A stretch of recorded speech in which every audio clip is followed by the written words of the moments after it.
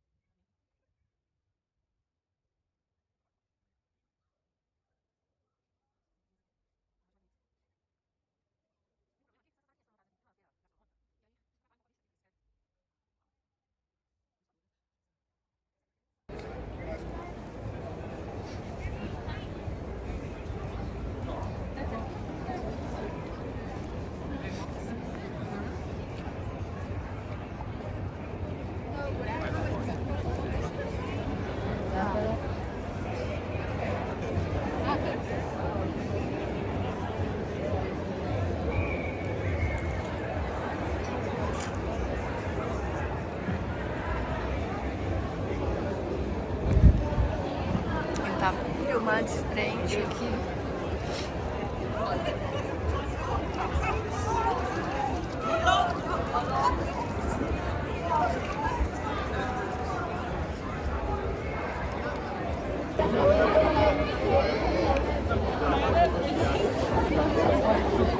É 5, né?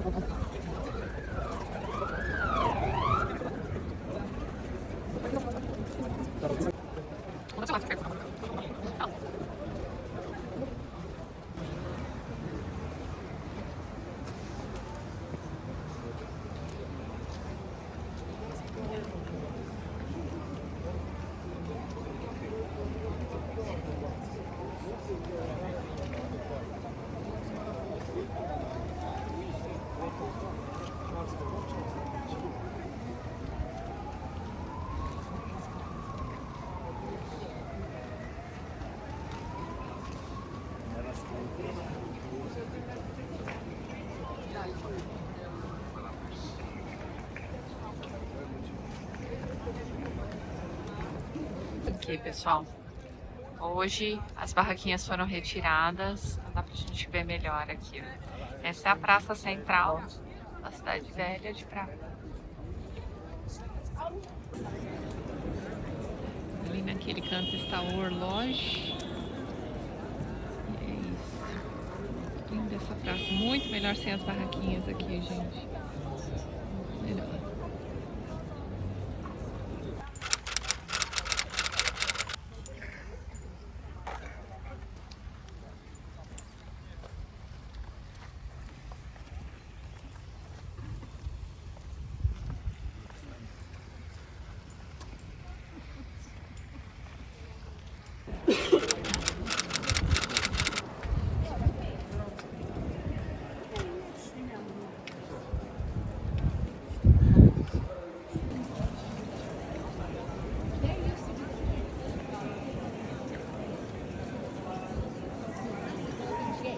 There was the wall and the construction of the tower started later.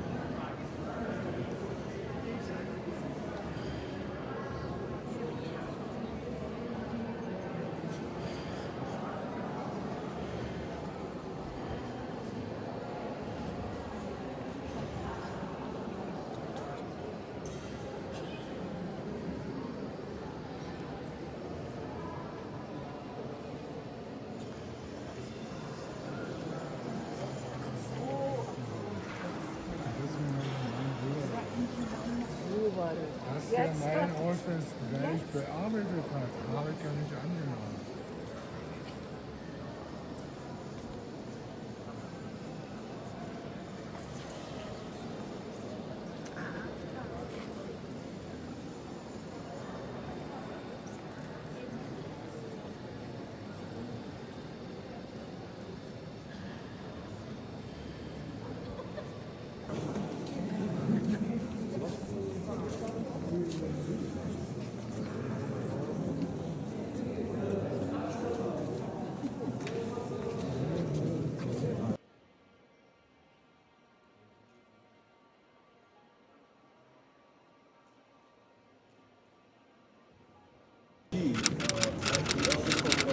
In the church. So Wenceslas, and she was his grandmother, and she was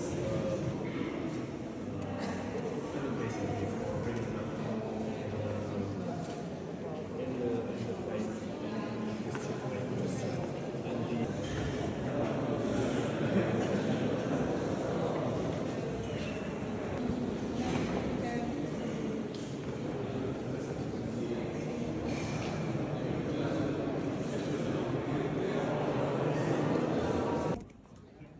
Bom, esse aqui é a Golden Lane, pertinho aqui, na verdade é uma rua anexa a Aço, em Praga. porque é o seguinte, essa rua, né, essas casinhas aqui foram construídas os homens do rei. E tem esse nome porque tinha o Urives, muito famoso também, que tinha um estabelecimento em uma dessas lojinhas. É isso, aqui ficaram as casas dos homens do rei e também os botecos. Vários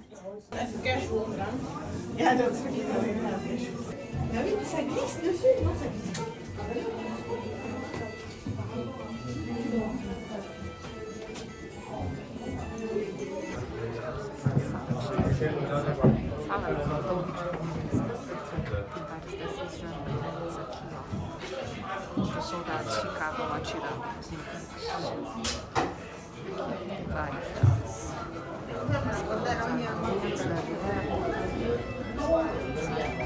Os elmos. Interessante.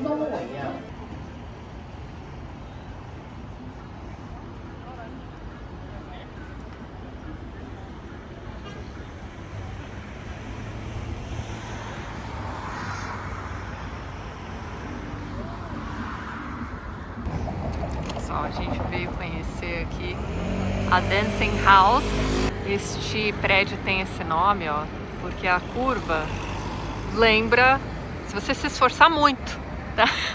A Ginger e o Fred Astaire, que eram aqueles atores de musicais antigos, né? Então, inclusive essa casa também tem, aliás, esse prédio também tem o nome de Ginger and Fred. Tem esses dois apelidos aí. Este lugar onde o prédio foi construído é um local histórico, foi bombardeado pelos americanos no final da Segunda Guerra Mundial. E aqui foi construído, então, este prédio que é um ponto turístico. Todo mundo vem aqui tirar foto, a gente veio também, vocês já devem ter visto. E a vista daqui, gente, é um absurdo. Dá só uma olhada. Aqui atrás, ó. Estão vendo? Tem a ponte ali do outro lado. E ali atrás, vou mostrar aqui pra vocês. Ali atrás está o castelo, que nós visitamos também. A gente veio ver o ossuário, aquela igreja de ossos, que fica afastado do centro de Praga. Só que nosso ticket permite que a gente entre nesta catedral aqui também. Então, mas vamos entrar.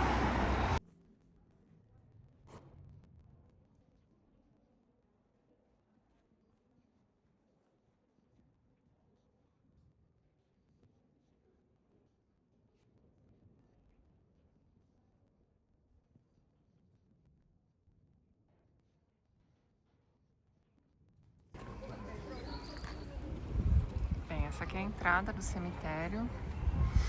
A capelinha fica ali dentro. Eu vou filmar de fora porque a gente não pode fotografar nem filmar lá dentro, mas eu vou colocar umas fotos pra vocês que a gente encontrar na internet. É um cemitério. A história aqui é a seguinte: no século XIII tivemos a peste negra e as pessoas foram enterradas aqui. Isso aqui tudo era um grande cemitério. Continua sendo, né, um grande cemitério, mas me parece que era maior ainda, tá? Sair aqui desses muros, pega meio que esse bairro todo aqui, digamos. E aí é o seguinte, no século XV, decidiram construir uma capela neste cemitério. E aí precisaram fazer umas escavações para fazer a estrutura da igreja e tal, e encontraram milhares e milhares de ossos. Então eles fizeram isso aí que vocês estão vendo.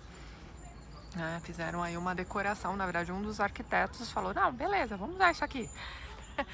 E fez esta singela decoração da igreja. Então você entra lá, essa igreja é conhecida como Church of Bones, né, igreja de ossos ou ossuário, tá? E é um ossuário mesmo, você entra lá, tá tudo organizadinho, né, foi revitalizada há pouco tempo também, enfim, você tem todas essas imagens lá dentro.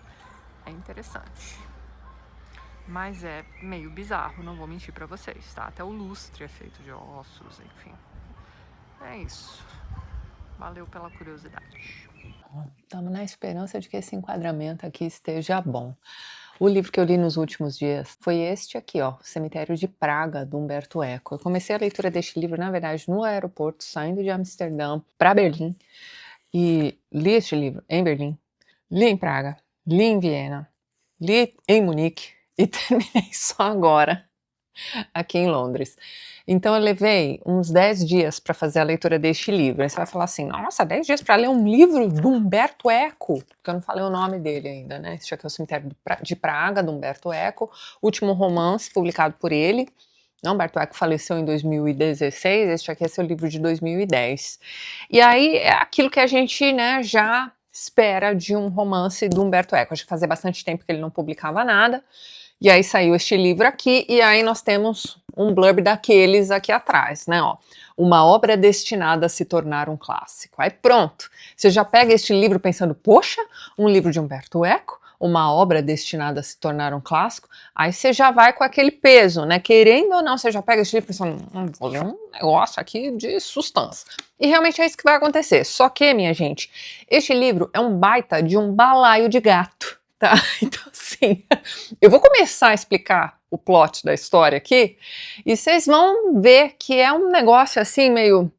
A ideia é muito boa, né? Então nós temos aqui um personagem que é um forjador de documentos. Ele se torna um forjador de documentos aí ao longo da vida e agora que ele já deve ter ali, não é dita a idade dele, mas eu imagino que ele tem ali por volta de seus 40 anos.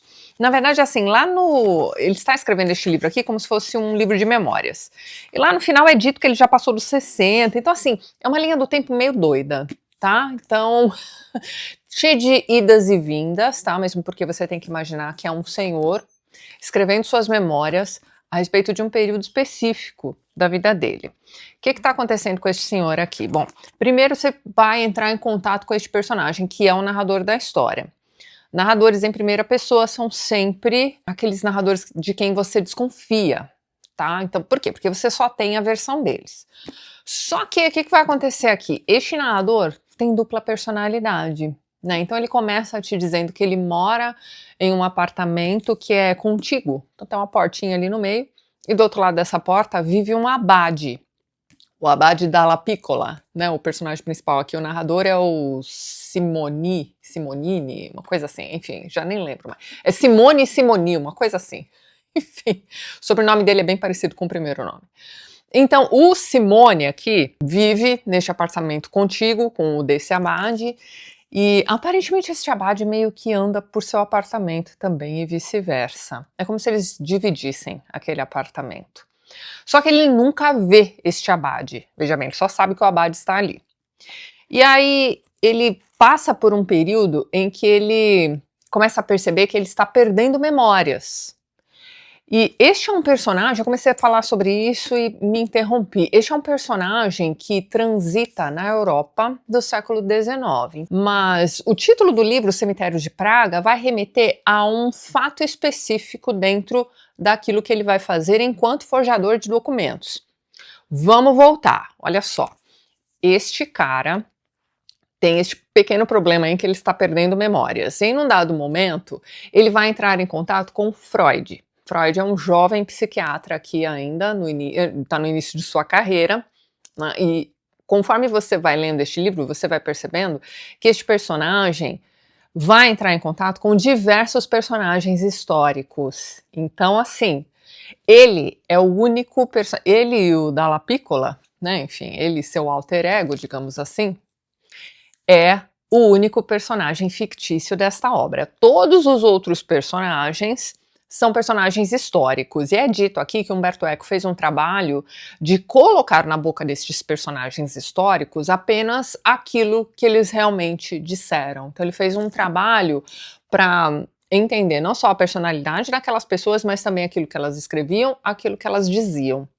Então ele coloca aqui no livro também. Então ele é verossímil a este ponto, com exceção do personagem principal, que é um personagem fictício. E tá joia, né? A ideia é bacana.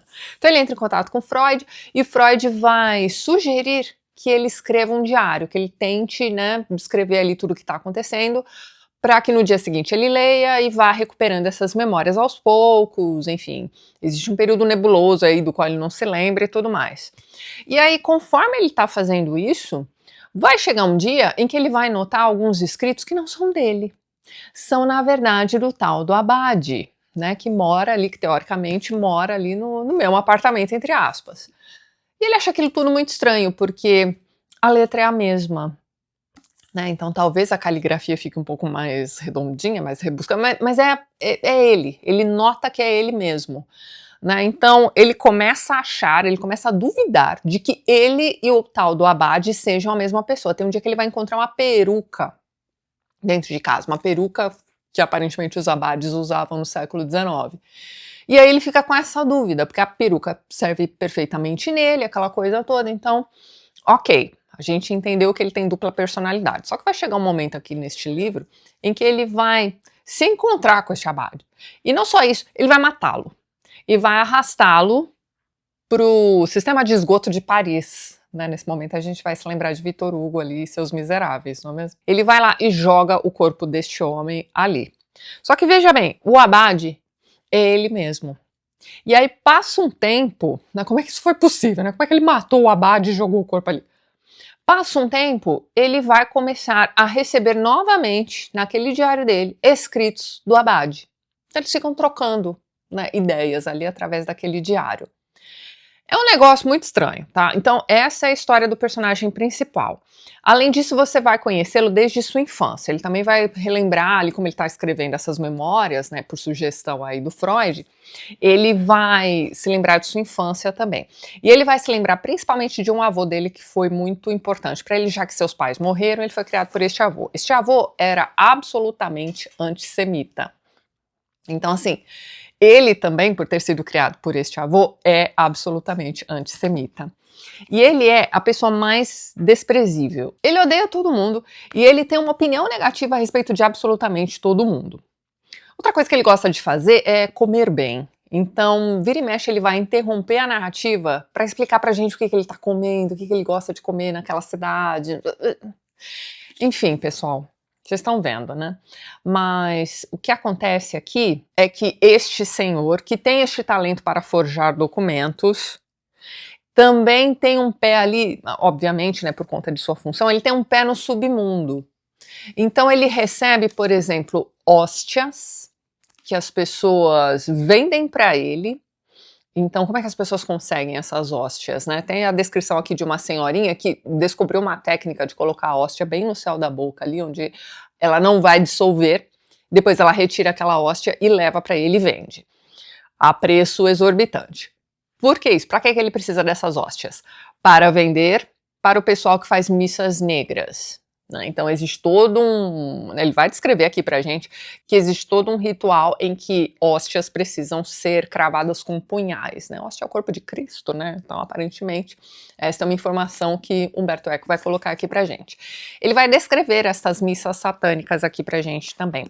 Tem um momento aqui neste livro que é um momento assim bem impressionante, né, em que ele vai descrever uma missa negra, que no fim das contas acaba se tornando uma orgia, meio generalizada, e é aí neste ponto, né, você já tá detestando ler este cara, que é este antissemita, este cara que odeia todo mundo, odeia os alemães, odeia os italianos, ele vai botando aqueles, os piores estereótipos, né? Ele vai descrevendo essas pessoas das piores formas possíveis. Ele odeia as mulheres, por exemplo, então ele vai descrevê-las também de um jeito assim. Então você já vai aguentando este personagem. Quando você chega a esta cena da Missa Negra, que já é lá na última parte do livro praticamente, faltando, sei lá, 50 páginas para terminar, você percebe que além de tudo, ele também é pedófilo. Tá? Então esse é um detalhe que se você não prestar atenção, você vai meio que passar batido. Porque eu até li algumas reviews aí no Goodreads a respeito deste livro, para ver o que o pessoal tinha achado. Este livro acho que tá com 3.5. Então assim, ele divide opiniões mesmo, tá? Tem gente que fala, não, que livro maravilhoso. Mas enfim, existe esta página aí no livro em que fica claro que ele é um pedófilo. Esta página é a 421. O livro tem quase 500 páginas. Então se você tem este livro, tá? Quando você chegar à página 4, marque esta página, você vai se lembrar de mim. Então ele é a pessoa mais desprezível da face da Terra, ele forja documentos e por conta deste talento, que aparentemente não era nada muito comum, ele vai ser contactado pelo pessoal do governo. Né? Então, neste momento, ele está morando em Paris. E aí eles precisam que alguns documentos sejam forjados, né? Você já vai imaginando aí algumas maracutaias que precisam acontecer, e ele vai, né, se prontificar a resolver isso. Por conta deste talento, ele vai acabar trabalhando com pessoas de diversos países. Numa dessas, ele vai precisar se infiltrar no meio ali daquele pessoal que está acompanhando Giuseppe Garibaldi na Itália. Então está acontecendo aquela revolução para unificar a Itália, né? Bem aquele momento histórico que a gente conversou bastante a respeito lá no meu vídeo sobre o Leopardo do Lampedusa. Pois então, ele vai conhecer o Garibaldi, vai também ali forjar documentos, não sei o que lá.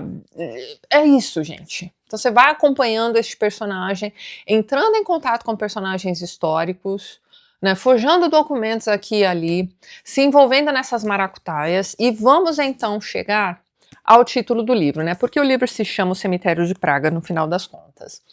Bem, por conta deste antissemitismo aflorado, digamos assim, ele acaba escrevendo, colocando no papel uma cena, ele vai juntando, né, histórias que ele ouvia do avô e de outras pessoas que também são antissemitas aqui, que ele vai conhecendo, e ele vai colocando, né, ele monta uma cena em que você tem diversos rabinos, agora eu já não me lembro o número exato, talvez 13, cada um representante de uma das tribos de Jerusalém, ali, tribos judias, e aí você tem cada um desses rabinos se reunindo num cemitério de Praga, que é o cemitério mais antigo. Não, não visitei esse cemitério, mas ele existe e você pode visitar se você quiser. Vou colocar umas imagens aqui para vocês.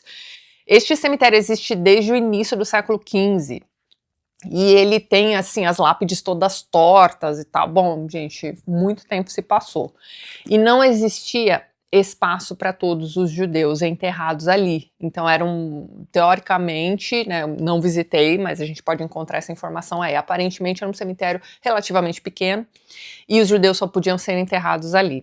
Então muitos acabavam sendo enterrados um em cima do outro. Então por isso que as lápides ficavam meio tortas, porque tinha que ter a lápide ali com o nome da pessoa. Enfim, aí você tem esta reunião destes rabinos acontecendo na calada da noite em volta destes túmulos mais intricados aí do cemitério de Praga. Esta reunião secreta aconteceu para que eles decidissem o futuro, né? Digamos assim, que é aquela questão da... como é que vamos dizer? Eles queriam dominar o mundo, né, acabar com o Ocidente, esse tipo de coisa. Então, isso vai meio que ser... Este capítulo de livro, digamos assim, ele vai criar esta cena, vai criar os documentos, porque o priorado dos anciões de Sião, como é que chama mesmo?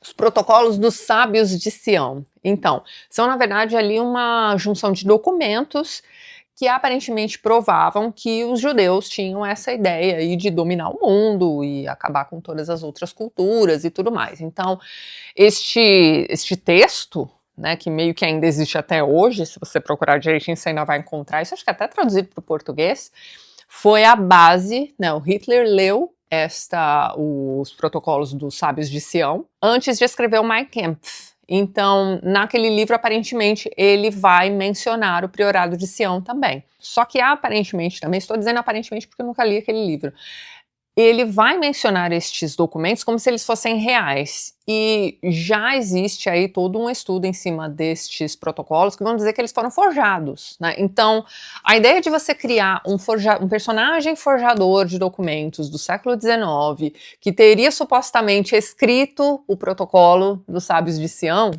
né, é uma ideia interessante, para pensar, que livro bacana. Pois é, mas aí começa essa coisa dele ter dupla personalidade, dele, né, se envolver aí com todas essas figuras históricas. Então, assim, os acontecimentos aqui dentro deste livro são frenéticos. Uma coisa vai acontecendo atrás da outra, ou as coisas vão acontecendo ao mesmo tempo, e aí você se vira para entender o que está acontecendo.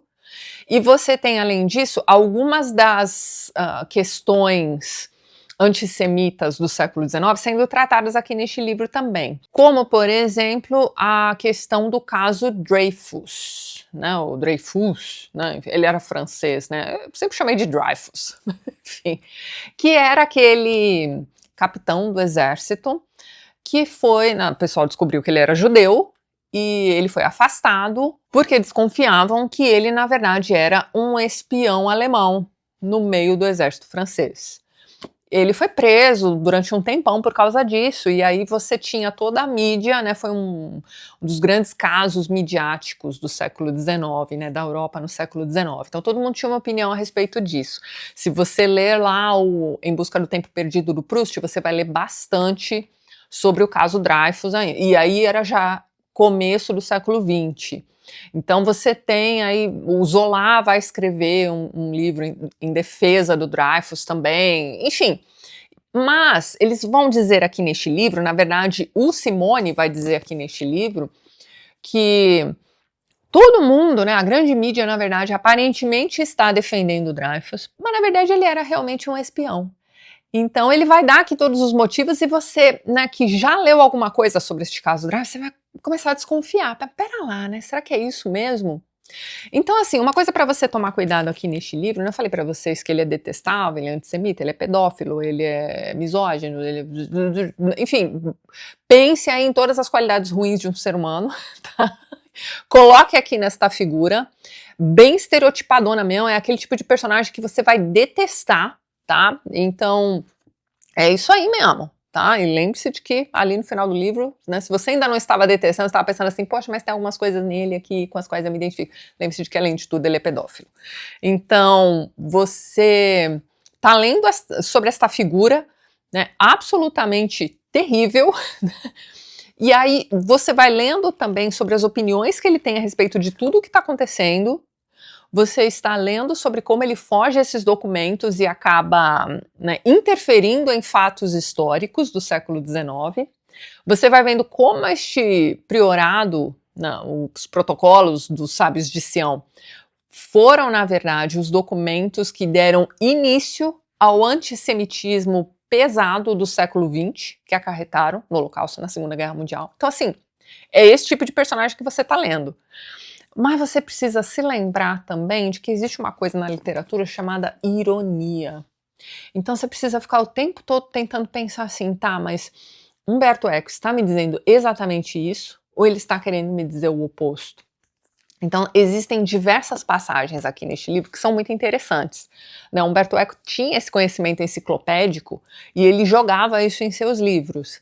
Me parece, nós estamos relendo O Nome da Rosa no nosso clubão, Tatiana Feltrin, sua biblioteca no 2, e nós temos aí, este mês de maio, para fazer a releitura do Nome da Rosa, e eu ainda estou muito no comecinho, mas que eu me lembre, todo esse conhecimento enciclopédico do Umberto Eco ali naquele livro é muito bem dosado, né? Uma linha do tempo que você consegue acompanhar, existe toda uma erudição ali, mas me parece que está mais bem dosada. Além do Nome da Rosa, eu só li alguns livros de não ficção dele, como Escrever uma Tese, A Obra Aberta, Os 6 Passeios pelos Bosques da Ficção, que é um livro que ficou sem publicação aqui no Brasil durante muito tempo, mais de década, e agora tem uma edição nova, recomendo fortemente. Então, ele tem um livro sobre beleza, um livro sobre tradução também, que é muito bom. Então, assim, a gente já conhece Umberto Eco, a gente já sabe como ele funciona. Quando você pega um livro como esse aqui, parece que ele perdeu a mão. Ele já estava bem velhinho, né, quando ele escreveu este livro. Então eu levo tudo isso em consideração. A ideia é legal, né, se você parar para pensar, esse personagem tem tudo para ser um personagem interessante, mas chega uma hora que você já tá cansada do antissemitismo dele. Chega uma hora que você fala, não, tá bom, já entendi, você não gosta de judeu, tá bom, tá, passa pra próxima.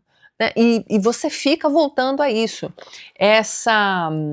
Esse conhecimento que ele vai tomar aí de Freud e tudo mais, né, esse contato que ele vai ter com essas figuras também, vão levá-lo a acompanhar também aquele estudo do Charcot sobre a histeria. Então vai ter uma personagem feminina histérica, que durante suas crises de histeria vai ficar hipersensualizada e vai ali também acabar participando dessas orgias em missas satânicas. Ele vai se envolver com essa mulher também. Então, assim, sabe, é muita coisa acontecendo com um personagem só, às vezes ao mesmo tempo, e aí em alguns momentos você até passa por algumas passagens interessantes. Mas mesmo assim, meu amigo, chega uma hora que você já tá cansado, sabe? É um livro esquisito, gente. Para mim, este livro aqui foi um grande balaio de gato. Eu imagino que para quem gosta aí desses livros que exigem de você, então assim, tem muita referência. Tem um momento aqui em que ele vai falar de um pianista que namorava uma mulher que usava calças. Então assim, por algum motivo eu sei que o Chopin teve um relacionamento com a George Sand, sabe assim? Mas aí, você que não sabe disso, você vai passar por essas referências aqui sem nada vai grudar em você, sabe? Então, é uma erudição meio gratuita. É isso que eu queria dizer. No Nome da Rosa, me parece que tudo tem seu lugar. Aqui, não. Este livro é esquisito, gente. Então, assim, sim, eu recomendo, né, principalmente para você aí que gosta desses livros com cara de quebra-cabeça, que você precisa entender o que está acontecendo.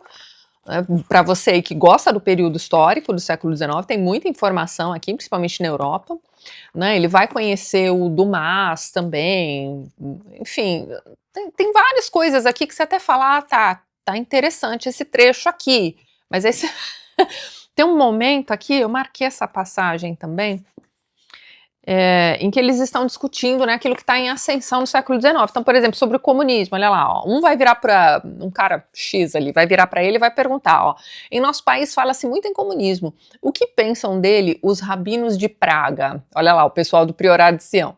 Então, olha lá. Na política, devemos saber confiscar as propriedades sem qualquer hesitação. Se com isso pudermos obter a sujeição de outrem e o poder para nós, assumiremos o aspecto de libertadores do operário, fingindo amá-lo segundo os princípios de fraternidade conclamados pela nossa maçonaria. Então, aqui, né, nesse antissemitismo aqui deste personagem, ele vai dizer que a maçonaria foi criada pelos judeus, os carbonários também eram judeus, enfim, ele culpa tudo, tudo que acontece no mundo, assim, com o que ele não concorda, foi criado pelos judeus. Então, essa ideia comunista também parte dos judeus, veja bem. Afirmaríamos ter vindo para emancipá-lo daquilo que o oprime e sugeriremos que se una às fileiras de nossos exércitos de socialistas, anarquistas e comunistas. A aristocracia, porém, que explorava as classes operárias, ainda se interessava em que essas fossem bem nutridas, saudáveis e robustas. Nosso objetivo, porém, é o oposto. Estamos interessados na degeneração dos gentios. Nossa força consistirá em manter continuamente o operário em estado de penúria e impotência, porque fazendo isso, nós os conservaremos submissos à nossa vontade. E no nosso próprio ambiente, eles nunca encontrarão a força e a energia para se insurgir contra nós. Fala, se não é bem por aí que acontece, né, que a gente vê. Bom, enfim, e acrescente ainda, determinaremos uma crise econômica universal por todos os meios clandestinos possíveis com a ajuda do ouro que está todo nas nossas mãos. Não, os judeus, afinal de contas, detêm todo o ouro, né? Esse também é um dos estereótipos deles, né? Deixaremos na indigência multidões enormes de operários em toda a Europa. Então essas massas se lançarão alegremente sobre aqueles dos quais, na sua ignorância, tiveram inveja desde a infância, saquearão seus bens e lhes derramarão o sangue. A nós não causarão dano, porque o momento do ataque nos será bem conhecido e tomaremos as medidas necessárias para proteger nossos interesses. Então, assim, você tem o próprio Simone, né, tendo acesso a tudo o que esses rabinos, né, que criaram aí os protocolos de Sião, né, teriam, né, conversado aí, né, durante essas reuniões em Praga. Você vai vendo tudo isso aqui, você vai vendo? É uma mistura de 1000 assuntos diferentes que você vai encontrar aqui neste livro. Gente, sério, boa sorte aí para você que vai ler O Cemitério de Praga, depois vocês me digam aí o que vocês acharam, mas, sei lá, se eu atribuísse estrelas, né, para as leituras que eu faço, né, de 0 a 10, eu daria 6. Eu aproveitei algumas informações aqui. Então, um detalhe interessante também, aparentemente, o senhor Umberto Eco fez uma coleção aí de gravuras do século XIX e as distribuiu no seu livro para contar a história. Porque é Umberto Eco, né, gente? Então, assim, ele poderia muito bem ter desenhado a história, mas não. Ele colecionou, né, ele coletou essas imagens e foi criando a história ao redor delas. Isso é sensacional, não é? Só que vá lá ler o livro. Boa sorte. Bom, então agora a gente vai dar o nosso parecer final sobre Praga. Por que você falou final? A gente deu o inicial? Na verdade é porque o fim do vídeo vai ser esse trechinho aqui. Ok, tá bom. Então é Praga. Exatamente. E aí? Nós ficamos 3 dias lá, né? 4 noites, 3 dias, exato. Então, eu cheguei em Praga gostando muito, achando que ia ser a minha cidade favorita. Eu já tinha falado pra você que ela era uma cidade bem charmosa, né? Praga é conhecida como a Paris do Leste, que ela é bem bonita Arquitetonicamente. arquitetonicamente. Ela é bem bonita, os prédios têm bastante detalhes, bastante beleza. Você percebe que eles se preocuparam com o que foi feito ali, né? E só que é uma cidade pequena, pelo menos aonde fica a questão do turismo ali. É tudo menor, pertinho. É menor que Amsterdã. Sim.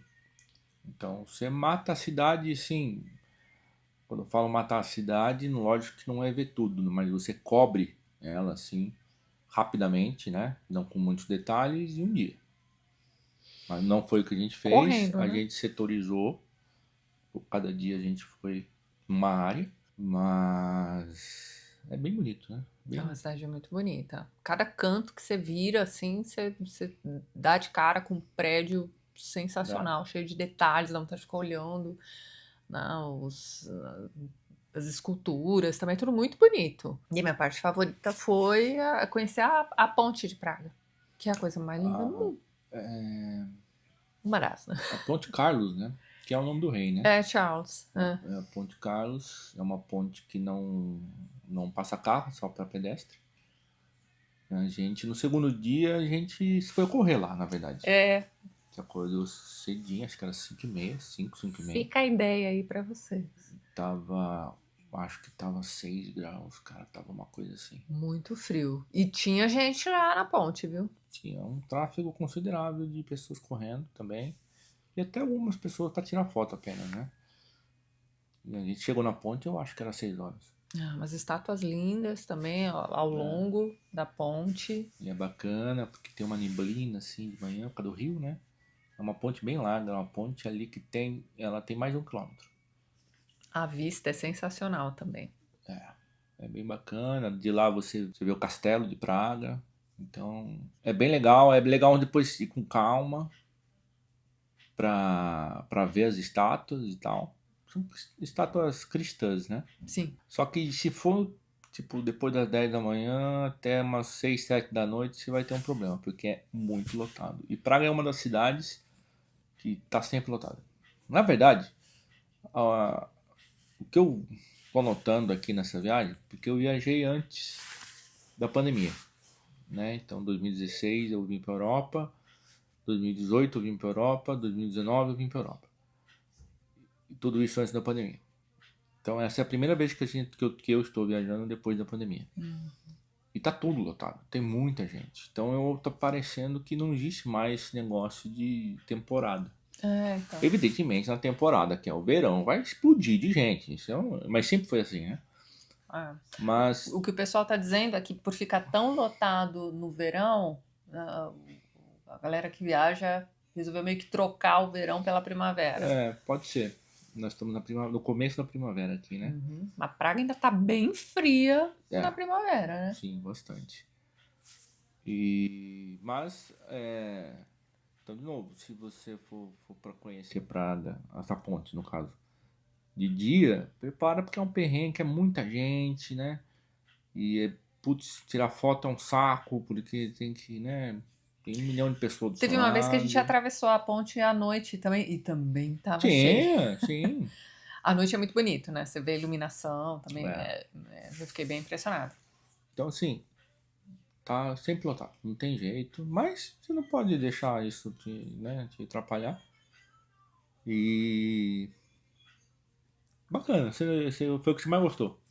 Então, aí é que tá. Nos primeiros dias eu tava adorando. Mas aí você começa a se acostumar com a cidade, vai notando umas coisas assim, né? Então, uma coisa que eu notei é que as igrejas que a gente visitou, enfim, museu mesmo, acho que a gente não foi a nenhum em Praga, né? Eu acho que... Eu não tô lembrando. Tinha um lugar que eu queria muito ir, mas eu não me liguei Na verdade, eu não achei que ia ser necessário ter uma biblioteca lá astronômica. Eu queria ir só para tirar foto, na verdade, porque é bem bonitona. Põe aí depois, Biblioteca Astronômica de Praga. É linda, só que tem que antecipar um mês antes. E a gente, pra variar. Não, mas espera um pouquinho. Tudo bem, a gente errou ali no Anne Frank e tal. Mas biblioteca não, um mês antes? Pois é. Né? E aí uma coisa que é curioso, né? Praga tem livraria pra cacete. Muito. E tem uma não lembro o nome da livraria. Livraria Luxor. Tá. Ou é Tudor. Não, Tudor é aqui na Inglaterra. Tem quase certeza que é Luxor. É uma rede que eles têm em Praga. É gigante a livraria, né? Sim, sim. Não, tem tipo 3, Não tem 4 fim. andares. E aí tem 3, 4 andares. Um andar é inglês. E o resto tudo na língua deles lá, praguense, sei lá como chama, hein? Tcheco, né? Acho que é tcheco, né? E eu falei pra Tati, falei, Como é que tem tanta, né? como é que esse povo lê tudo isso? Mas assim, é muita livraria mesmo. E dessa Luxor tem 3 na mesma cidade. Fora as outras livrarias, né? E livro, muito livro, né? Sim. Muita coisa do Kafka, né? Que é tcheco. Sim, mas a parte de inglês ali, tem tudo ali. Lógico que não tinha muita variedade de edições, né? Mas de variedade de obras, né? Sim. E eu fiquei besta, falei, esse povo não deve ler tudo isso, não é possível. Well, Porque, parece né? que sim. Parece que sim, né? Mas então, o que eu estava dizendo a respeito dos lugares que a gente visitou, nos lugares históricos, né? Enfim, o que eu notei é que não existe uma preocupação com a limpeza, Não, sabe? mas isso já era também, Mas né? E aí eu comecei a notar que isso acontece na cidade em geral. Então, assim, a gente entrou tanto em Amsterdã, né, que foi a cidade que a gente foi anteriormente, Berlim também. A gente entrou em museus que estavam ali com algumas áreas em reforma e tudo mais, e estava tudo limpinho, assim, sabe? Mas em Praga, além de você ter também alguns lugares que estavam sendo reformados, enfim, você tinha uma poeira ali que era um negócio assim ancestral, sabe? Então, Mas é mesmo. você entra nas igrejas e você vê aqueles, vou chamar de, são os túmulos mesmo, né, que tem, é muito comum aqui, né, na Europa. Você entra nessas catedrais e tal, você tem sempre assim, nas laterais, você tem alguns túmulos ali. E aí tem, né, aquelas cortinas e tal, você vê que né, nos outros países você vai vendo que é um negócio bem cuidado, mas em Praga é poeira pra tudo quanto é lado. Acontece, né? Então, e aí... Ela tem um charme, a cidade. Tem. Ela tem um charme. Por isso que chamam de Paris, né? Paris, quando no final da nossa viagem vai ser em Paris, a Tati vai ver. Parece que você entra num filme. Paris tem um ar, né? Ele tem uma vibe diferente. Praga também tem. É a mesma coisa, né? O problema é que o café é muito ruim. O café é muito ruim. A gente começou a perceber que o café é O expresso, ruim. né? O café expresso. Uhum, É lá. muito ruim. E dá uma tristeza, porque você paga caro, aí as pessoas vão falar no meu Instagram pra mim, pô, mas como é que quem converte não se diverte? Papai, pera um pouquinho. Eu tô pagando, só um segundo, peraí, nós estamos pagando R$24 um café. E o café é ruim? O problema não é pagar o café, o problema é ser ruim. Você toma o negócio, Muito na verdade ácido, o cheiro muito já ácido, né? é terrível. Mas você gostou da comida? Comida, eu não lembro o que a gente comeu em Praga. Primeira noite não foi legal, porque eu comi um risoto, você comeu uma massa lá que tava meio sem gosto. Dentro do próprio hotel, né? Não, acho. Foi no Cogos, acho que é isso o nome. Ah, é um restaurante italiano que ficava perto do nosso hotel também. A gente ficou bem no centro, né? Tá aí uma outra dica. Eu sei que é complicado, eu sei que é caro. Mas tente achar um hotel no centro das coisas, porque facilita tanto a vida. As outras vezes que eu viajei, eu ficava muito distante. E aí o que acontece? Você faz as coisas do dia a dia, aí tá lá, sei lá, 6 horas, 7 horas da noite. Putz, você tem mais 40 minutos pra chegar no hotel. Isso te quebra, né? Sem contar, e aí você tá no hotel perto, você simplesmente 10 minutos tá no hotel Rapidinho. e já resolve. Faz Uma tudo a outra, pé. tudo a pé, uma outra comodidade é você compra alguma coisa, você volta pro hotel, Deixa deixa lá. lá e volta, não tem que andar com uma sacola o tempo todo, né? Por mais leve que seja, dá um trambolho ali, né? Sim. Então vale a pena talvez segurar um pouco e ir para um hotel mais bem localizado que vale a pena. Isso aí. Aí depois a gente comeu num restaurante argentino, porque a gente queria comer carne. Muito bom. Foi bom. Ele gostou mais do que eu. É.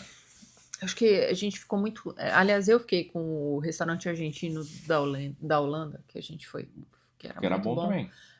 E aí eu não gostei tanto. Achei a consistência da carne meio esquisita. Enfim, Porque gosto. a gente tá acostumado a comer carne, né? Você vem pra Europa, não dá pra comer toda hora. Não dá. Então a gente tá meio que fazendo dia sim, dia não. É caro. Não que a gente não coma carne o dia do não, mas come menos, né? Sim. Então a gente tá meio que fazendo dia sim, dia não, comer uma boa quantidade de carne. E depois a gente voltou no acho que é Kogo. Eu acho que é. E aí deu pizza. Deu Puxa, tudo certo. A pizza tava top. Toda pizza que a gente come desde então, a gente compara com aquela. Pois Tava é. realmente muito boa. Tá muito boa. E fomos no castelo. Você gostou do castelo? A gente tirou um dia pra ir ao Castelo de Praga. E aí, a experiência foi o seguinte: o André tinha ido da outra vez, né? Subiu ali, toda aquela escadaria. Existe um caminho para ir pro castelo, se você tá a Sim. pé. É o único caminho que tem. Você sobe uma escadaria, onde os degraus são longos. Degraus assim de 1 metro e pouco. Por aí. Só que são vários. É uma subida bem Assim, ó. bem- Subida bem- assim, ó. E aí quando então foi em 2016 eu fui lá e tal, aí eu falei pra Tati, falei, ó, vai ter essa subida aí. Vamos pegar um táxi e deixa a gente lá e beleza. Só que não. O que aconteceu? O motorista perguntou pra gente se a gente tinha interesse em ver a troca de guarda. E aí acho que a gente só respondeu assim, legal, né? Tipo, porque legal, mas não. Você tem aquele negócio daqui da Inglaterra, né? Do Buckingham. Tá bom, vai. O que eu pensei? E eu pensei o seguinte: 5 minutos, cara, e vambora. Aí o cara deixou a gente num outro lugar. Pra gente ver a troca de guarda, provavelmente, porque a gente não viu nada. E aí a gente se perdeu, pra variar. Entramos num jardim, né? Tava bonito, gente. Era um jardim que não é do castelo, porque aquele jardim é do presidente lá. Do prefeito, não sei o que o cara. Era meio longe. É de um político. Se olhava assim, pelo lado você até viu o castelo, mas tava longe, Tava sabe? longe. E aí tivemos que descer um puta num caminho. E tava calor, tava sol aquele Era dia. meio que uma estrada aquilo ali, né? Pensa na gente andando no acostamento. Assim. Mas é bonita a vista, né? Sim. E daí, o que aconteceu? Tivemos que subir a escadaria novamente. Exatamente. Fiquei puto pra caramba. Assim. Tava meio quente nesse dia, então, louco. acho que foi o único dia de calor mesmo que teve em Praga. É a gente subindo escada. Nossa, fiquei muito puto. Porque nós subir escada também, tem 1 milhão de pessoas do seu lado. Sim. Subindo e descendo. E aí é o seguinte, o castelo você até vê, super lindo também, né? E eu acho que você só pode entrar no aviário. Né? Como assim, aviário? Tinha uma torrezinha que você subia, mas lá em cima era só pombal, acho, sei lá. Mas nós não subimos no castelo. Então nós não subimos, era a única parte que você podia entrar. A gente resolveu não fazer isso porque muito cansado, tá louco. não tem elevador. Não tem elevador. Tem que subir a escada de novo. Não é do castelo, é da torre, é da igreja, não é? É da, da catedral. Não é a catedral, ela fica dentro um complexozinho. do complexo do castelo. Mas, depois de subir aquilo ali, sabendo que ia ter que descer, Melhor não. Mas é um castelo ok, né? É uma igreja também bacaninha, assim. Sim. A Tati não gosta que eu fale isso, mas eu falo, enfim. Essas igrejas góticas que tem por aí, tirando as principais, cara, quem viu uma igreja viu todas. Infelizmente. Elas são parecidas. São muito parecidas, né? Aí tem as igrejas que marcam, né? Você pega a igreja de Colônia, por exemplo, que eu posso ter enganado, mas acho que é uma das, se não for a maior igreja gótica que tem na Europa, né? Aí é outra história, é linda, inacreditável, né? Mas tirando isso, tipo, a Catedral de Praga, só mais uma, vamos ser honestos. Então, e tem essa coisa bizarra também de, né, falei pra vocês que tem esses túmulos, e É. alguns, o corpo fica meio que exposto ali, sabe?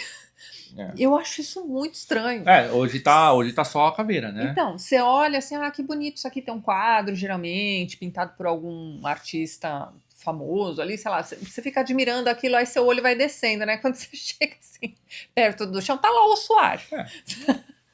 Europa, Ossuário. Enfim, Europa tem essas coisas, não tem jeito. Tem. Mas vale a pena, vale a curiosidade, né? Tem outro, a gente tem uma capelinha depois de... Quanto tempo que era aquela capelinha? Nossa, era 1400 alguma coisa, uma não era? capelinha antiga, também Foi fazia a primeira capela de Praga, não foi? A gente leu faz qualquer coisa. parte do complexo também. O castelo, Sala do Trono ali, acho que, putz, é bem Eles não varrem. bem Eu fraca, né, Eu vamos falei dizer. brincando, papai, eles não varrem este lugar aqui desde a É. queda de Stalin. Assim, Pois é. Então, desde assim, a época da é União só- Soviética. É só uma sala gigante sem nada. E empoeirado. Empoeirada, não tem os móveis, não tem nada. Então você tem que meio que imaginar. Tem umas imagens assim, umas ilustrações, né, de como era e tal. Assim, fica pela curiosidade, afinal de contas você já subiu até lá, né? E aí depois você vai pra Golden Lane, se eu não me engano. Que é interessante, né? Ali ficava. Os artífices do castelo. Uhum. Então, o cara que mexia com ouro, tinha umas hospedarias o cara velhas que ali. mexia com couro, o cara que fazia o armeiro, enfim. Aí a gente pôde entrar na sala. Hoje em dia é uma sala, né? Mas era aquele corredor de proteção da cidade, né? É um muro de... A gente não sabe o nome. Watchtower, né? Como é que fala isso em português? É uma torre de vigia. Então você tem aquelas janelinhas quadradinhas onde o cara ficava ali com o mosquete dele. Mosquete não, linda. Que era aquilo? Ali é besta mesmo. É besta, né? Crossbow, né? Que fala, besta, enfim. E tem lá umas armaduras. Umas não. Várias É um corredor. armaduras, corredores. Eu acho que você vai pôr um vídeo disso, não? Tem vídeo. Eu acho que vai ter Acho um que eles vídeo aí, viram. não sei se vai ter. Mas é muito apertado, muita gente, aquele negócio todo, né?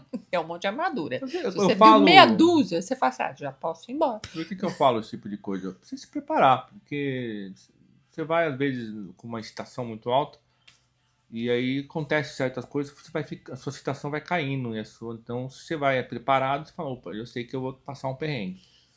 Mas ok, tal. Se você quiser comprar alguma coisa, tem que ser no cash, não passa cartão. Em Praga, ali naquelas questões de atrações do castelo, não passa cartão, tem que ser cash. Mas vale a pena, né? Sim, Foi sim. o quê? Umas 6 horas que a gente passou ali? Olha, a gente tirou o dia pra fazer isso. É legal fazer isso. Aí sobrando um tempo, depois vocês arrumam outra coisa pra fazer. Mas Exato. foi legal. Foi um passeio bacana também. Também gostei. Praga é uma cidade bacana. Tem bastante comida de rua, como qualquer lugar da Europa tem. Então, E tem muito shopping, achei isso curioso. A cidade é toda antigona, mas você vê umas. um shopping, tem uns cafés bem bonitos também. Sim. Né? E Teve o relógio também. o Horologe, que é um relógio astronômico. É bacana, ele toca de hora em hora, é bem legal, é bem bonito. Na verdade, ele vai ter também imagem aí. Acho que já teve, na verdade. Aquela praça toda é um dos lugares mais bonitos, né? Quando a gente chegou, tava tendo uma feira de, sei lá, comida, né? Comida, assim, né? Que aí fica meio ruim, né? Porque fica meio feio, né? Mas nos últimos dias. No último dia. Já não, No último dia tiraram. Depois eu descobri, nós saímos de lá o quê? Terça ou quarta? Foi uma coisa assim, não foi? Ai, não vou lembrar exatamente. Foi terça ou foi quarta? No final de semana, teve maratona em Praga. Ai, ó. Então eu queria ter visto, né? Mas enfim, depois que eu fiquei sabendo que teve. Mas é bacana, a cidade vale a pena. Eu acho que tem que ir. Se você vai pra Europa, dá um pulinho em Praga, porque É muito bonito. Vale a pena a visita. vale a pena Mas se visitar. você tem rinite, vá preparado. Pois é. Poeira pra tudo até lá. E essa época do ano tava friozinho, viu? Não vou mentir, não. O dia acorda aí com 4, 5 graus. Se tiver sol no dia, tá bacana, dá pra sair até só com camiseta. Se tiver sol. Mas no fim do dia, E no fim do dia cai de novo. Então, Mas vale bastante a pena, né? Vale a pena. E antes de, na verdade, assim, caminho para ir embora, a gente passou na igreja de ossos lá. Church of Bones. É uma cidade perto de Praga, 40 minutos. E Para completar a bizarrice, né? então a Tati vai contar mais detalhadamente o que foi isso. Eu acho que já deve ter visto o vídeo aí. Sim, eu filmei. Mas trechinho. assim, eu vou te falar um negócio. Você tá em Praga.